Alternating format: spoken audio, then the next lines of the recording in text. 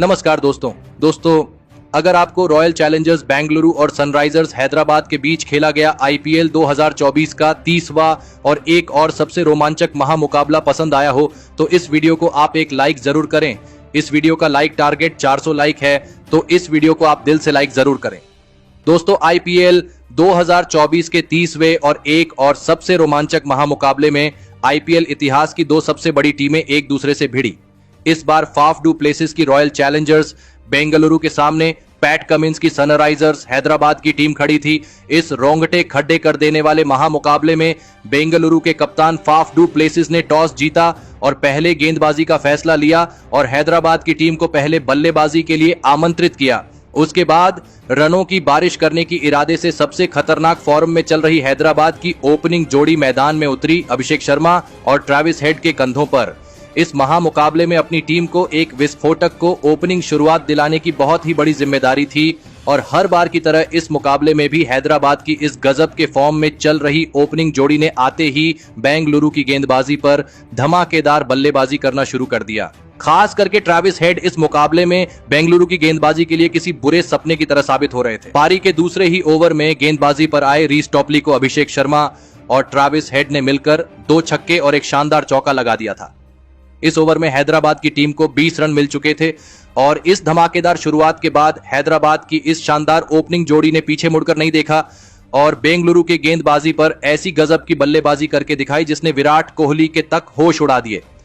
पारी के 5वें ओवर में बेंगलुरु के सबसे तेज गेंदबाज लॉकी फर्ग्यूसन गेंद डालने आए थे, लेकिन उनकी इस गेंदबाजी पर ट्रेविस हेड ने 2 शानदार छक्के लगा दिए और इसी के साथ अभिषेक शर्मा और ट्रेविस हेड की 50 रनों की ओपनिंग साझेदारी भी पूरी हो गई।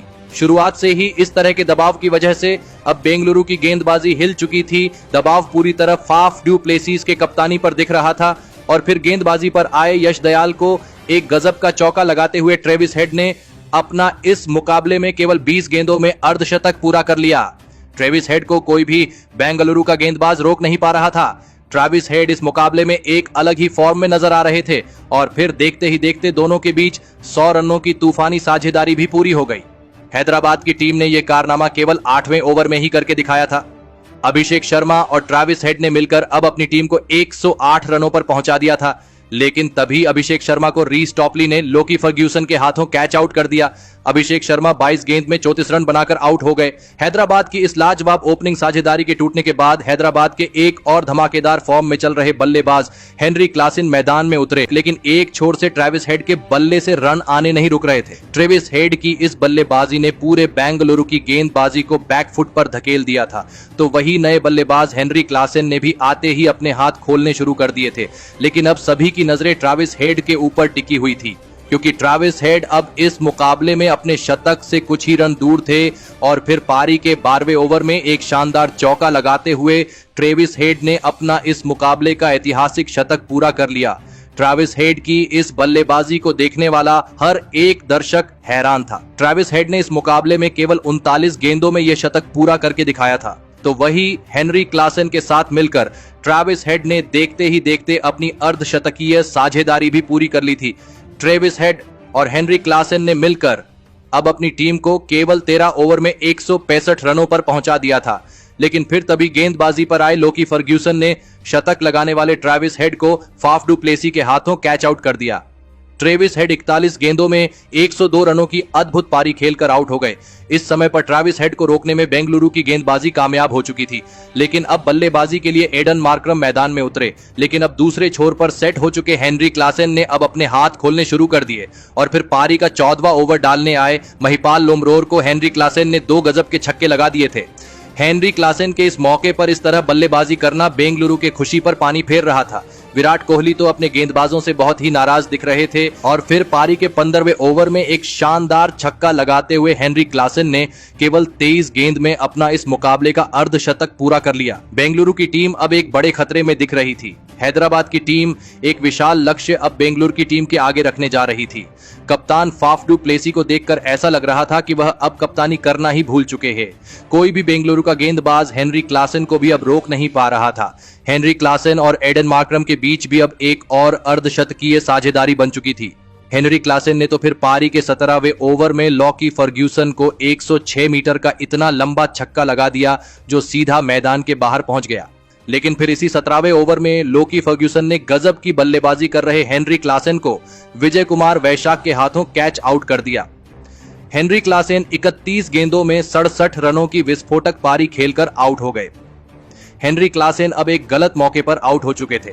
यहां से बेंगलुरु की गेंदबाजी के पास वापसी करने का बढ़िया मौका था, लेकिन बल्लेबाजी के लिए आए अब्दुल समद ने भी आते ही धमाकेदार बल्लेबाजी करना शुरू कर दिया और इस पारी के 19वें ओवर में रीस टॉपली को एक ही ओवर में अब्दुल समद में 3 चौके और 2 गजब के छक्के लगा दिए।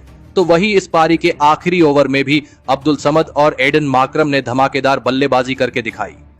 अब इस पारी में हैदराबाद की टीम आईपीएल इतिहास का सबसे बड़ा स्कोर बनाने के अपने ही रिकॉर्ड को तोड़ने जा रही थी और फिर एडन मार्करम और अब्दुल समद की इस जोड़ी ने ये करके दिखाया और इस रोमांचक मुकाबले में हैदराबाद की टीम ने आईपीएल इतिहास का सबसे बड़ा स्कोर बेंगलुरु के सामने बनाया।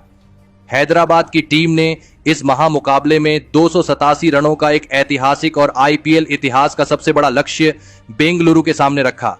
उसके बाद हैदराबाद से मिले आईपीएल इतिहास के सबसे बड़े 288 रनों के विशाल लक्ष्य का पीछा करने बेंगलुरु के 2 दिग्गज ओपनर बल्लेबाज मैदान में उतरे। इस साल सबसे ज्यादा रन बनाने वाले विराट कोहली और बेंगलुरु के कप्तान फाफ डू प्लेसिस के कंधों पर इस महामुकाबले में अपनी टीम को इस सबसे विशाल लक्ष्य का पीछा करते हुए एक विस्फोटक ओपनिंग शुरुआत दिलाने की बहुत ही बड़ी जिम्मेदारी थी और बेंगलुरु की इस ओपनिंग जोड़ी ने मैदान में उतरते ही हैदराबाद की गेंदबाजी पर धमाकेदार बल्लेबाजी करना शुरू कर दिया। विराट कोहली और फाफ डू प्लेसी की इस जोड़ी के पास सेट होने का ज्यादा कोई मौका नहीं था क्योंकि सामने लक्ष्य बहुत ही बड़ा था और ऐसे में विराट कोहली और फाफ डू प्लेसी की इस जोड़ी ने अविश्वसनीय बल्लेबाजी इस मुकाबले में करके दिखाई। खास करके विराट कोहली तो शुरुआत में इस मुकाबले में खतरनाक फॉर्म में दिखाई दे रहे थे, तो वही दूसरे छोर से कप्तान फाफ डू प्लेसिस भी लाजवाब बल्लेबाजी कर रहे थे। देखते ही देखते दोनों के बीच 50 रनों की साझेदारी पूरी हो चुकी थी। अब कहीं ना कहीं इतने रन पास में होने के बावजूद भी हैदराबाद के कप्तान पैट कमिंस भी दबाव में थे। विराट कोहली और कप्तान फाफ डू प्लेसिस ने अब अपनी टीम को 80 रनों पर पहुंचा दिया था, लेकिन फिर तभी गेंदबाजी पर आए मयंक मार्कंडे ने सेट हो चुके विराट कोहली को क्लीन बोल्ड कर दिया। विराट कोहली 20 गेंदों में 42 रन बनाकर आउट हो गए। विराट कोहली का बड़ा विकेट गिरने के बाद अब बेंगलुरु की टीम की तरफ से विल जैक्स बल्लेबाजी करने मैदान में उतरे, लेकिन तभी दूसरे छोर पर बल्लेबाजी कर रहे कप्तान फाफ डू प्लेसिस ने अपना इस मुकाबले का लाजवाब अर्धशतक पूरा कर लिया। बेंगलुरु के कप्तान फाफ डू प्लेसी भी इस मुकाबले में हैदराबाद की गेंदबाजी के लिए मुसीबतें खड़ी कर रहे थे, लेकिन नए बल्लेबाज विल जैक्स को इसी बीच जयदेव उनादकट ने रन आउट कर दिया। विल जैक्स 4 गेंद में बस 7 रन बनाकर आउट हो गए। गजब की शुरुआत के बाद अब बेंगलुरु की टीम को 2 बड़े झटके लग चुके थे। अब मैदान पर रजत पाटीदार उतरे थे और रजत पाटीदार ने आते ही एक गजब का छक्का लगा दिया था, लेकिन फिर पारी के 9वें ओवर में रजत पाटीदार को मयंक मार्कंडे ने नीतीश रेड्डी के हाथों कैच आउट कर दिया। रजत पाटीदार 5 गेंद में 9 रन बनाकर आउट हो गए। बेंगलुरु की ओपनिंग जोड़ी के अलावा कोई भी ऐसा बल्लेबाज नहीं था जो अब यहां से बड़ी पारी खेल सके और ऐसे में हैदराबाद की गेंदबाजी भी लाजवाब प्रदर्शन कर रही थी।